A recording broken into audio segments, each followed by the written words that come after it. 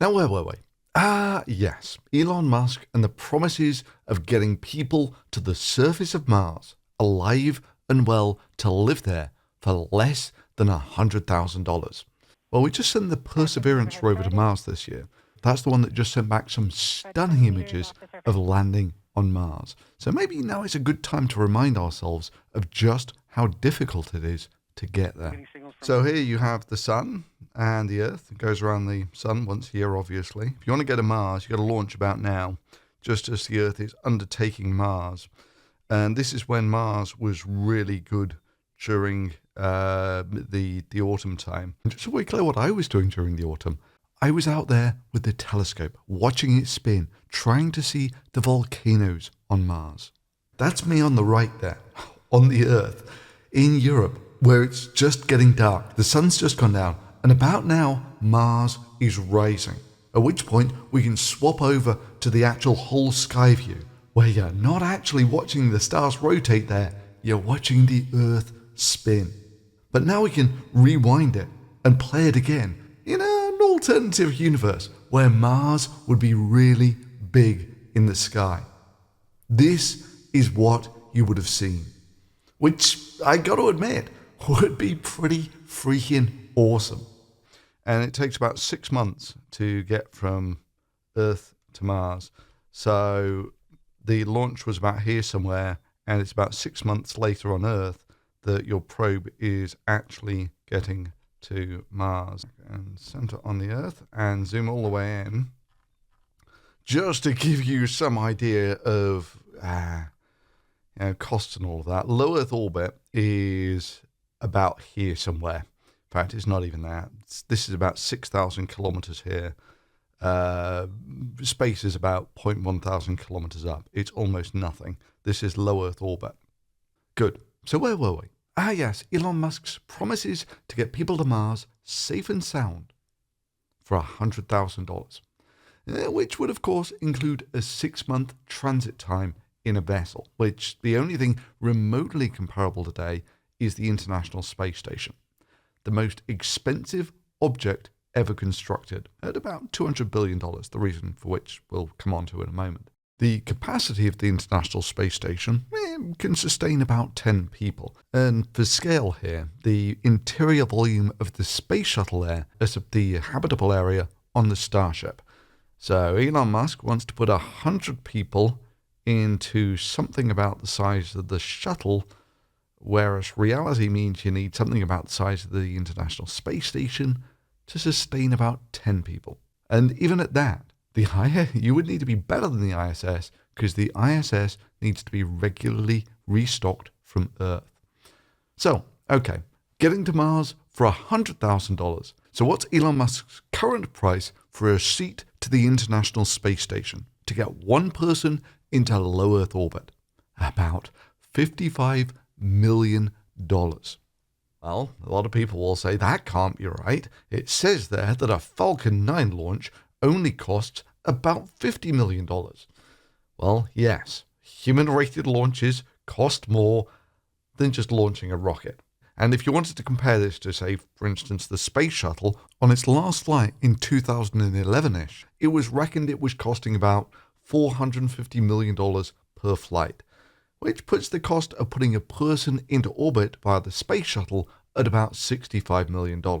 Or, looked at another way, he's promising to get people safely to Mars for 1/100th of the cost of going into orbit. Another study found that it took about $270,000 for the space shuttle to take a kilo of cargo to the International Space Station, which is 3 times as much as it costs the Dragon to do the same thing. This means that for the Dragon to take 1 kilo of cargo to the International Space Station costs about $80,000. Aha! So Elon Musk is fantasizing about sending someone to Mars for about the same price that it currently costs him to send 1 kilo of cargo into low Earth orbit. I can already see the comments. This is because you hate Musk. He's going to make loads of progress and it'll be amazing. Now, invariably, when I bring up numbers like this, people accuse me of being the guy who would have been against cars or planes, that I hate progress. You're absolutely right. If it weren't for people like me, we could all be driving around in thorium-powered hover cars on solar roadways right now. So how can I be so confident that Elon Musk will not be able to deliver these miracle cost savings with rockets? Well, it's a simple reality. Liquid rockets have been around almost as long as planes. I mean, planes go back about 120-ish years, that sort of thing. Liquid rockets, 100 years old. The big ones that'll actually do something sensible, about 80 years. And it's not like there's going to be great savings by little tweaks here and there. Rockets are a mature field. Reusing rockets is not a new idea either. Musk's pitch today is essentially that of the pitch of the space shuttle 40 years ago. Expecting rockets to get 1,000 times more efficient, which is basically what Musk is promising here, is like expecting that planes are suddenly going to get 1,000 times more efficient. It's the sort of promise that doesn't label you as visionary, but delusionary. You see, the fundamental problem with rockets is they are absolutely marginal. They always have been. You take a look at how much of the rocket is payload that ends up in orbit, and it's an absolute farce. Rockets are typically about 90% fuel, about 10% of the mass is rocket, the engines, the fuel tanks, all that sort of thing, and about 1% is the payload that ends up in low Earth orbit. Now, inevitably, this means that actually, if you can make your rocket a little bit lighter, then that means you can increase the payload. If I can make my rocket just 10% lighter, this means I can double the payload that I can take to low Earth orbit, from a total mass of 1% of my rocket to 2%. But inevitably, you come to the break-even point where you've made your rockets as light as you conceivably can. And if you make them lighter still, they tend to blow up more.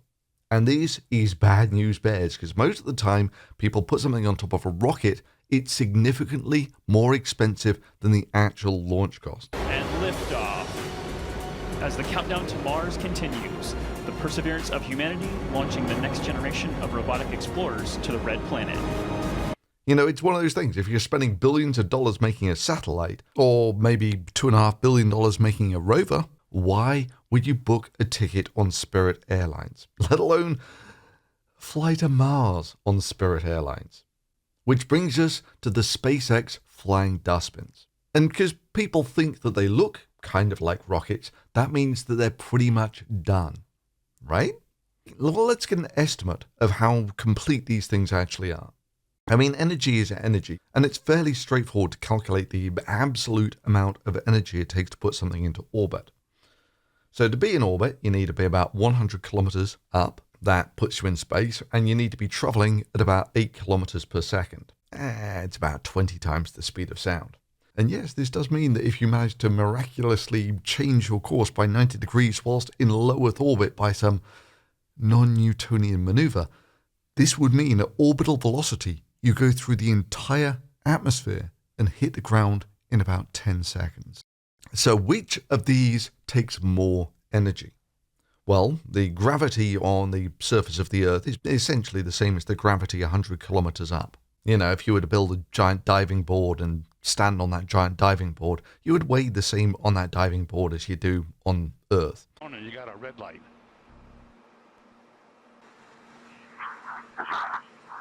Jump her away. So we can simply use this equation. So where's the mass? Well, the mass is going to be a kilo. Gravity is 10 meters per second squared, and the height is 100,000 meters, 100 kilometers. So that makes this pretty simple. Take your 1 kilo, 100 kilometers up, takes about 1 million joules. Okay, what about accelerating to 8 kilometers per second? Well, let's be lazy and call it 10 kilometers per second. Kinetic energy is half mv squared. Mass is a kilo, that's easy enough. 10,000 squared is 100 million, so it's about 100 million joules. Yeah, we don't bother with a factor of 2 with things like this. So yeah, going up 100 kilometers into the sky takes about 1/100th of the energy of going fast enough to stay in orbit. If you use the exact numbers, it's about 1/30th of the energy of going into orbit.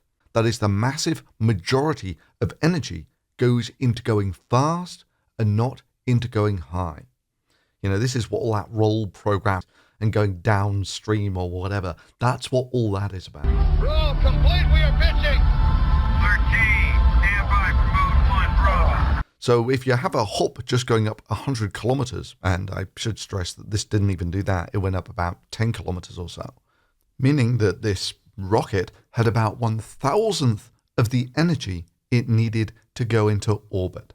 And you can sort of see this when you compare the launch of the Flying Dustbin to the Saturn V. Yeah, a Flying Dustbin really isn't far off. It's not carrying a full complement of engines, as far as I can tell, or even dummies for them. It's got no heat shield. It really is a Flying Dustbin test. But hey, they're just doing this to test the landing, right? Well, sure, but as long as we're on the same page that these things are essentially giant flying dustbins. The point that I really want to drive home here is that just because these things look kind of like the rockets that Musk has rendered on different planets and all that sort of thing, in reality, they're not even close. In fact, in many ways, it makes a nice comparison to the test of the first concept vehicle for getting reusable engines back on a reusable spacecraft. Now, sure, when they first tested the shuttle like this, it had no engines on it.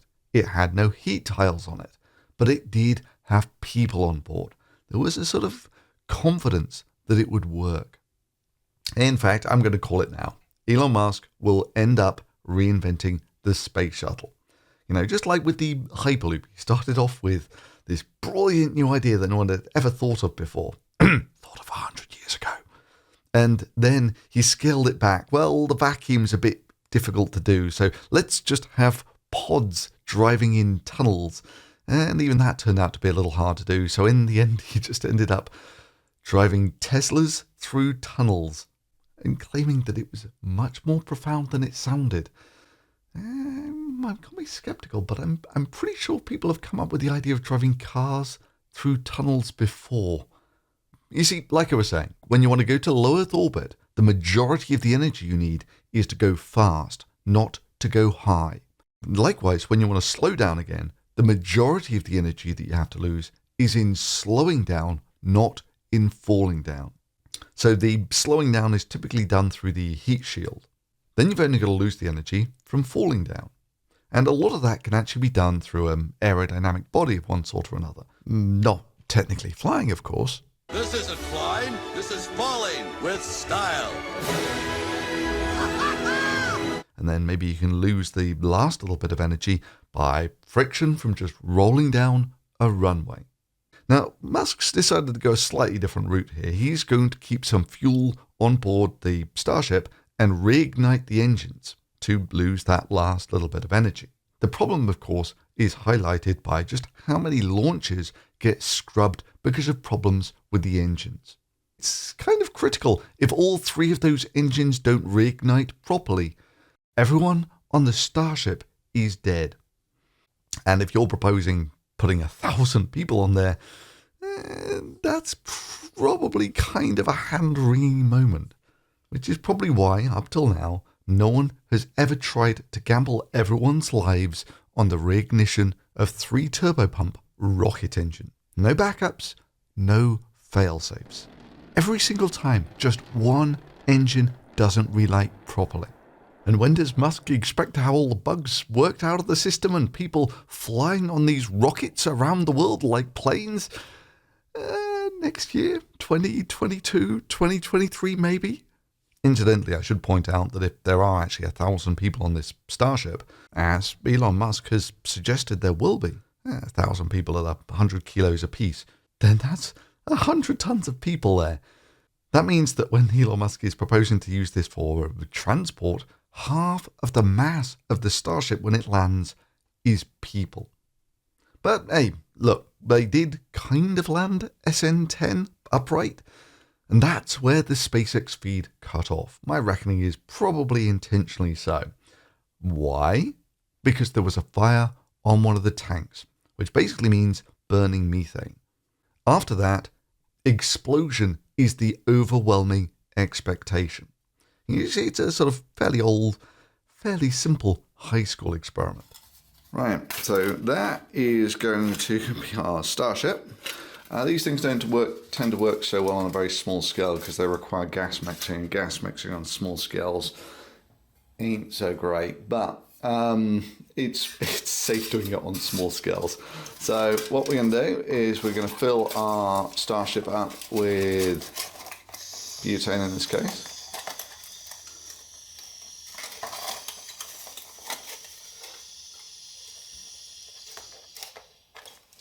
That's not bad.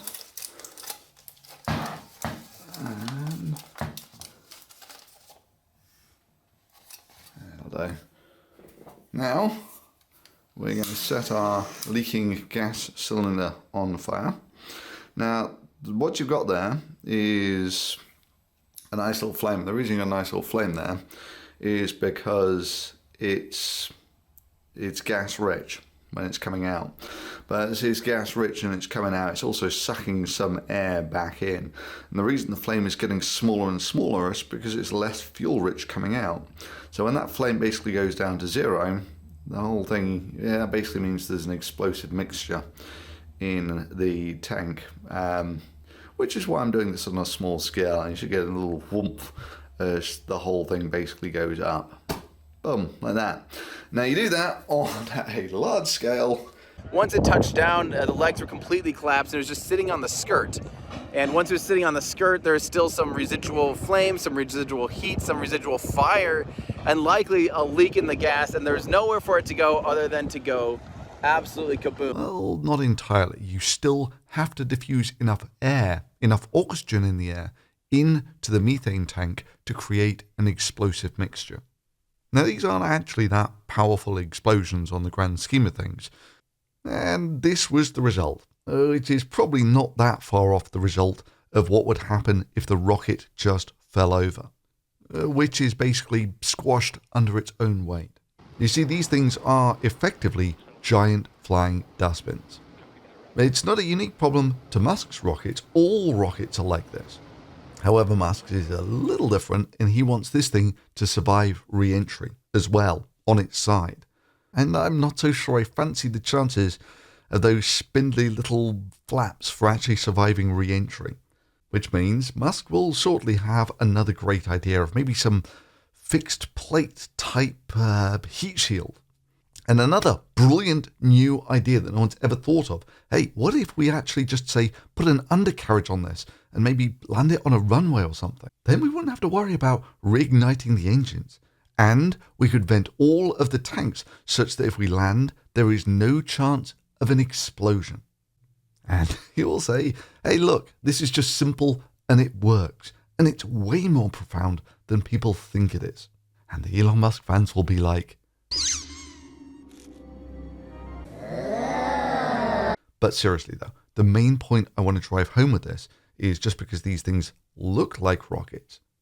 In terms of actually getting to people to Mars, these are probably 0.1% of it, if that. I mean, is it a contribution? Well, maybe, conceivably. But you also have to bear in mind that, 50 years ago, we were landing men on the moon with electric cars and then returning them safely to Earth. And here we are some 50 years later, and the Pro League, who is really interested in Mars, is using heat shields, supersonic parachutes, sky cranes to land a 1-ton state-of-the-art rover on the red planet. All done, I should stress, completely autonomously. At about the same time that Elon Musk is failing to reland his flying dustbins on Earth. Which does sort of maybe give me pause for thought. If Elon Musk is really this interested in the red planet, he must be going absolutely ballistic over the Perseverance landing. Right? Okay, so let's take a look at Elon Musk's Twitter feed where he is celebrating his failures and what's he up to now? Let's see if we can spot where they actually land on Mars. So he's tweeting about Dogecoin and cryptocurrencies and saving the turtles, and he's launched some satellites because that's a really epoch-making Cold in Texas. Cold in Texas. Oh, and look, what's this? Elon Musk on Mars? I wonder what prompted that. That's his entire recognition of one of the most awesome landings ever. Let's see if he actually does anything else when they release the absolutely amazing video of the landing. So it's previous comments about tracks on Mars and more about Bitcoin and Dogecoin. So yeah, in summary, he basically has no comment whatsoever on one of the most awesome pieces of footage, of something landing on Mars ever. Instead, now he's tweeting about Dogecoin. So that's today's video. If you learned something interesting, drop a thumbs up on it. Subscribing's always an option if you don't want to miss out on more great videos like this. And as ever, if you really like the work of this channel, you can support it directly through Patreon. Thanks for watching.